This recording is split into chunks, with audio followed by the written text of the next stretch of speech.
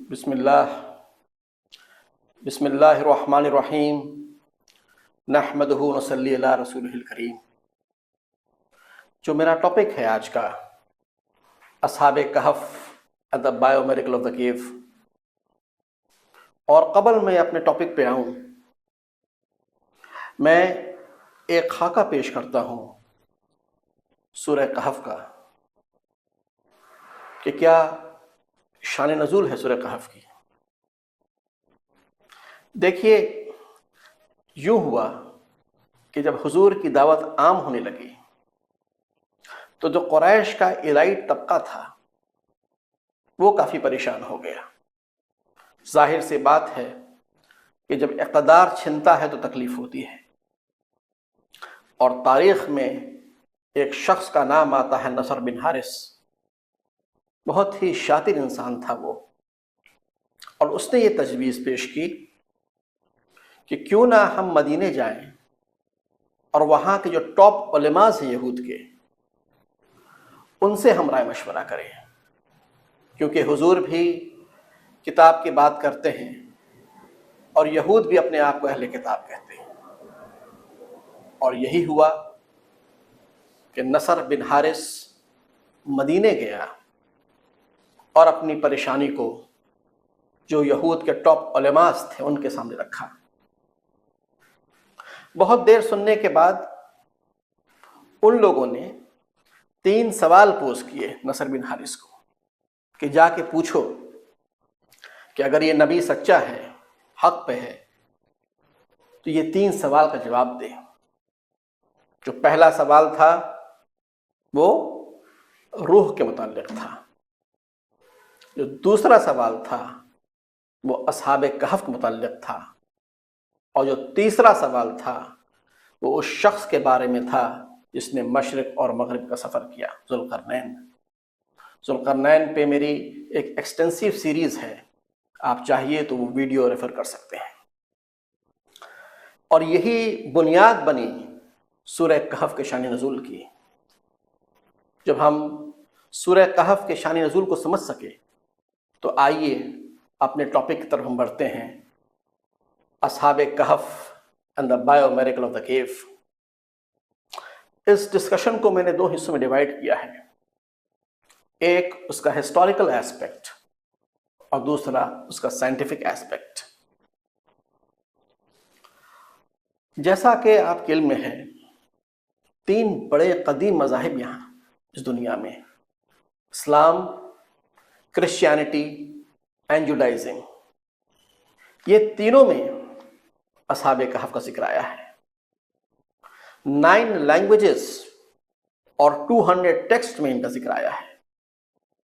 Bible میں انہیں دا 7 sleepers of Ephesus کہا ہے، قرآن پاک نے انہیں اصحاب کہف کہا ہے، کمپینینز آف دا کیو۔ ایک اور جگہ یہیں پہ قرآن نے انہیں اصحاب رقیم کہا ہے۔ یہ لفظ آیا رقم سے، لکھ لینے کو۔ تختیوں میں نمبرنگ کے ساتھ ان کے نام کو لکھ کر کے ایک دیوار کے سامنے ٹانگ دیا گیا تھا۔ آرتھوڈاکس چرچ نے ان 7 کے نام بھی بتائے ہیں۔ آئیے میں ان ناموں کو بتاتا ہوں آپ کو۔ میکسیملین، مارٹینین، ڈائنوسیس، جان، لیمبلائکس، کانسٹنٹائن، ایکساکوسٹیڈین، اور جو کتا تھا اس کا نام تھا ویروکنس۔ غار کے متعلق اس میں بھی الگ الگ مختلف رائے ہے۔ کچھ لوگوں کا ماننا ہے کہ جو غار ہے یہ وادی ایلا رشا میں ہے۔ کچھ لوگ نینوا، ایک جگہ ہے موصل عراق میں، وہاں کہتے ہیں۔ 1926 سے لے کے 1928 تک ایکسکیویشن ہوا تھا سیلجوک میں، جو ترکی کے پاس ایک جگہ ہے۔ کچھ لوگوں کا ماننا ہے کہ اصحاب کہف کی غار وہاں ہے۔ کچھ لوگ دمشق میں جو مورامار موناسٹریز ہے اس کو کہتے ہیں۔ اسی طرح 1960 میں ایک ایکسکیویشن ہوا تھا الرجب ماؤنٹینز، اردن میں، جارڈن میں، اور اس ایکسکیویشن کو کیا تھا محمد زابیان نے، اور ان کا یہ ماننا تھا کہ اصحاب کہف کی غار یہاں ہے۔ دیکھیے، اس بر صغیر میں جہاں ہم ہیں، غاروں کے بارے میں ہمیں بہت کم علم ہے۔ غاروں کی پڑھائی کو کہتے ہیں اسپیولوجی، اور جو کیونگ ہے، غاروں کو ایکسپلور کرنا، یہ بہت ہی ڈینجرس ایکٹیویٹی ہے اور بہت کم لوگ اس کو کرتے ہیں۔ بہرحال میرا ایسا ماننا ہے کہ اصحاب کہف کے غار کو اللہ نے ایک مخفی رکھا، اس کی بہت ساری وجہ ہو سکتی ہیں، اس طرح ذوالقرنین کی بنائی ہوئی دیوار کو اللہ نے مخفی رکھا ہے، اللہ عالم۔ جہاں تک بات ہے کہ کتنے دن تک یہ سوئے، یہاں بھی کچھ اختلاف ہے۔ کرسچینٹی میں 196 سال، 372 سال، 373 سال کا ذکر آیا ہے۔ قرآن پاک میں 309 سال کا ذکر آیا ہے۔ اب اس تاریخی واقعے کی طرف ہم چلتے ہیں کہ آخر ہوا کیا تھا۔ رومن امپائر فارم ہو گئی تھی اور وہاں کا بادشاہ تھا ڈیسیس، اسے اردو میں آپ کہتے ہیں دقیانوس۔ یہ جو بادشاہ تھا یہ کافی رودلس بادشاہ تھا، ظالم بادشاہ تھا، اور یہ کرسچین مذہب کو ہیٹ کرتا تھا۔ 249 اے ڈی سے لے کے 251 اے ڈی تک اس کی حکومت رہی، اور 251 اے ڈی میں جو بیٹل آف دا گوتھ ہوا اس میں یہ مارا گیا۔ ہوا کیا، یہ پولیتھسٹ تھا، یہ کئی خداؤں کو مانتا تھا، اور ان کے یہاں رواج تھا قربانی دینے کا۔ جو اپولو گاڈ ہے اس کے نام کی قربانی دیتے تھے، سیکریفائس کرتے تھے اس کے نام پہ۔ وہیں پہ 7 ایسے لوگ تھے جو ایک نوبل فیملی کو بلانگ کرتے تھے۔ ان لوگوں کو لگا کہ یہ سب صحیح نہیں ہو رہا ہے۔ ان لوگوں نے آپس میں مشورہ کیا اور قربانی دینے سے انکار کر گئے، کیونکہ وہ اللہ پہ ایمان رکھتے تھے۔ جب ڈیسیس کو اس کی خبر ملی کہ کچھ لوگ قربانی دینے سے انکار کر رہے ہیں، اس کے گوشت کھانے کو انکار کر رہے ہیں، تو انہوں نے ان لوگوں کو پکڑنے کا حکم دیا۔ اور ظاہر سی بات ہے، آپ جانتے ہی ہیں کہ جب ظالم بادشاہ کسی کو پکڑتا ہے تو اس کے ساتھ کیا سلوک کرتا ہے۔ بہرحال یہ 7 لوگ اکٹھا ہوئے اور رائے مشورہ کیا کہ ہم کیا کریں۔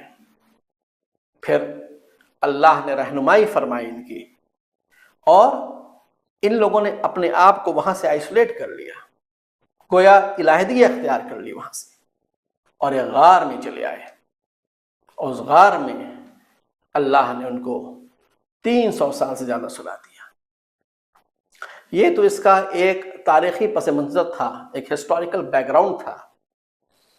اب ہم اس کے سائنٹیفک ایسپیکٹ کی طرف آتے ہیں، اور اس کے سائنٹیفک ایسپیکٹ کو ہم ماڈرن فزکس اور نیورو سائنسز کے ذریعے سمجھنے کی کوشش کرتے ہیں، اور اس کی روشنی میں سمجھنے کی کوشش کرتے ہیں۔